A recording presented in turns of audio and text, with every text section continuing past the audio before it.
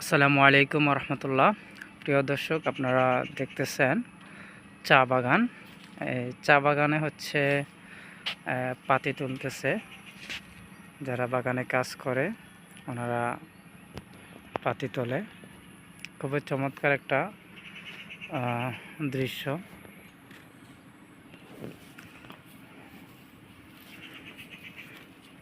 দেখুন, খুবই চমৎকার একটি সুন্দর দৃশ্য।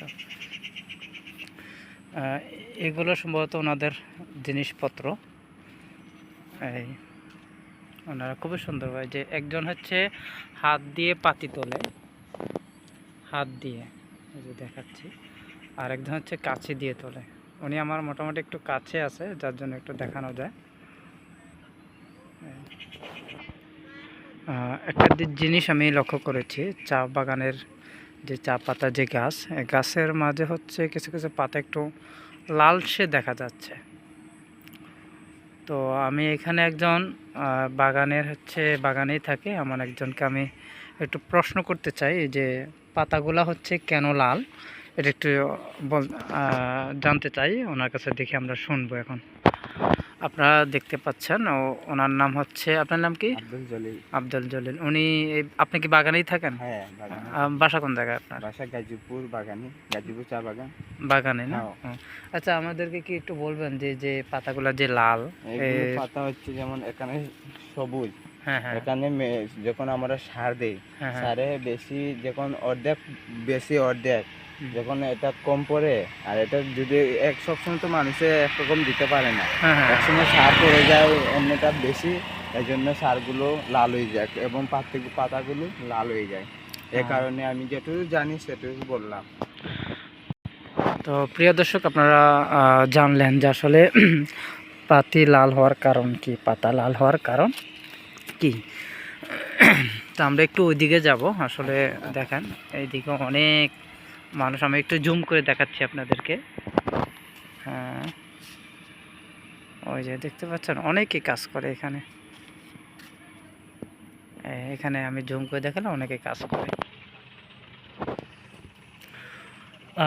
আমরা এখন একটু এই গাছগুলোর সম্পর্কে জানবো। আপনারা দেখতে পাচ্ছেন, এই যে যারা হচ্ছে বাগানের পাতি তোলে, দেখেন এই যে পাতি, এই যে চিকন যে ছোট পাতিগুলো, এগুলোই মূলত কাটে। দেখেন এখানে অনেক পাতা, এক একজন কর্মচারী প্রতিদিন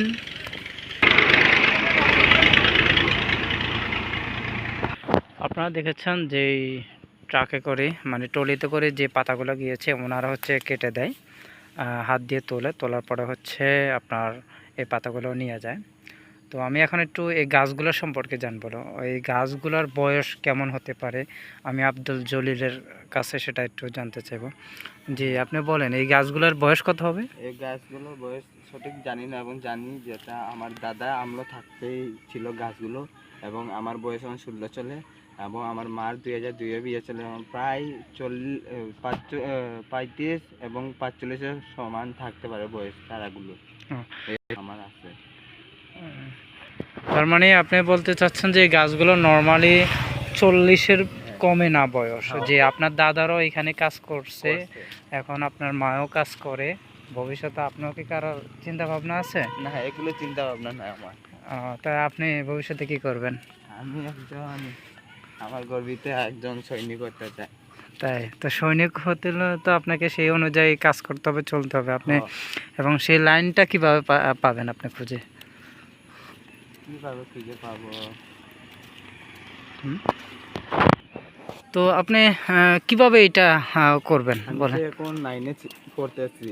এসএসসি পরীক্ষার পরে আমি সৈনিক পদে অ্যাপ্লাই নিব, এবং আমি পরবর্তীতে আমি সৈনিক পদে কী করা যায় তা আমি শিখব, এবং আমি শিখে ইনশাআল্লাহ আমি সৈনিক পজিশনে যাব এবং অ্যাপ্লাই করব। আপনারা দোয়া করবেন। আচ্ছা, বুঝতে পারছি। তার মানে হচ্ছে আপনি হচ্ছে এই সেনাবাহিনীতে বা সৈনিক পদে, যেটা হচ্ছে আপনি জয়েন করার জন্য আপনার যা যা প্রয়োজন, যেভাবে খোঁজখবর নেওয়া প্রয়োজন, আপনি সেটা করতে চাচ্ছেন, এখন করেন সেটা, এবং এসএসসি পরীক্ষার পরে সেটা আপনি হচ্ছে পুরোভাবেই আপনি করবেন। তো আমরা সবাই ওনার জন্য দোয়া করি, আল্লাহ যেন ওনাকে সেই দেশ রক্ষার জন্য সেই তৌফিক দান করে, আমিন।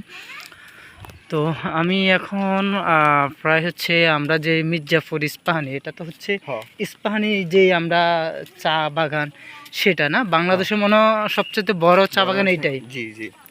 আচ্ছা, আমি একটু আপনাদেরকে একটু বলে রাখি, এই চা বাগানটা কিন্তু বাংলাদেশের সবচেয়ে বড় চা বাগান। আপনারা দেখেন আমি কিন্তু অনেক দূর হাঁটছি, আর এখানে একটু জুম করে যদি দেখে আপনাদেরকে, ওই যে অনেক বড় বড় টিলা, ওইদিকে অনেক বড়, ওইদিকে অনেক হচ্ছে চা পাতা আছে, বাগান আছে।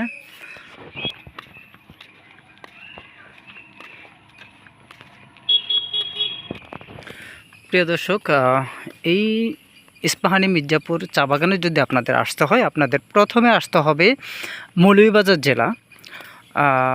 যদি আপনারা লক্ষ্মীপুর বা ফেনী, নোয়াখালী এই অঞ্চল থেকে আসেন, তাহলে আপনাদেরকেও আসতে হবে প্রথম শ্রীমঙ্গলে। শ্রীমঙ্গল থেকে আপনি হচ্ছে কুলাউড়া আসবেন, কুলাউড়া থেকে আপনি বলবেন যে আমি গাজীপুর যাব। এই গাজীপুরই হচ্ছে ইস্পাহানি মির্জাপুরের যে চা বাগান, সেটা বিশাল বড়। দেখেন এই পাশও অনেক বড় বাগান, অনেক বড় বড় টিলা আছে, ওইদিকে অনেক বড় টিলা আছে, আপনারা দেখেন।